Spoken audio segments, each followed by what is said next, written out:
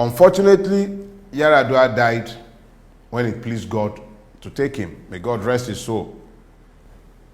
And Jonathan happened on Nigeria.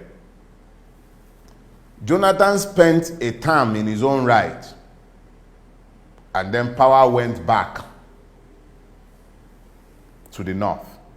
And he's been in the north for the last 7 years. Now, by rotation, that power, and by equity, is due back in the south. Now, if this power now comes back to the south, there are 3 parts of the south. You've got the southwest, you've got the southeast, you've got the south-south. Southwest have been president for 8 years, has been VP for 7 years. South-south has been VP for 2 years, president for 6 years. Southeast, zilch, nada. So where is the equity in anyone in the south talking about power coming to them outside of the southeast? Now, let us be clear about something. This is enlightened, selfish interest. It's not coming out of a love for Ndigbo alone. I love my Ndigbo brethren, but this is not just out of love for Ndigbo. This is about the fact that what you tolerate is what becomes a culture. Nigeria was not designed to be the behemoth that it has become today.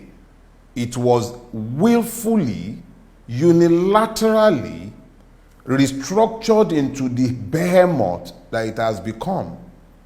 That behemoth is the one that is demanding rotational presidency. Because if Nigeria had been left as the regions, federating regions that were agreed at independence, there will be no presidency for anybody to be running after.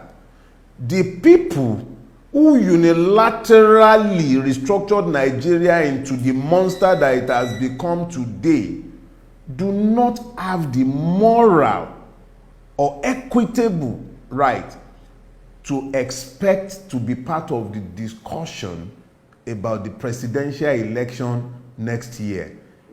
If the PDP or the APC presumes to throw open its presidential ticket, it is simply because neither are interested in equity and both are feudalistic in the extreme and uninterested in justice.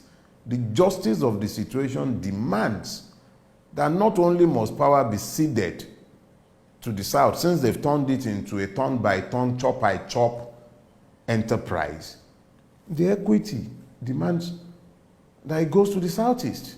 So for me, it is about the equity. I am unhappy that we have become the way we are, where the person comes from and not his competence is the primary consideration.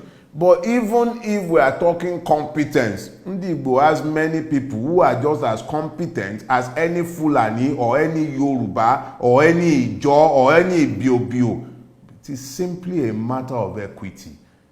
Ndigbo has for too long, for way too long, it's been the laboratory for every one of Nigeria's mischiefs. If Nigeria is going to cure itself of its many injustices and mischiefs, it's a good place to start.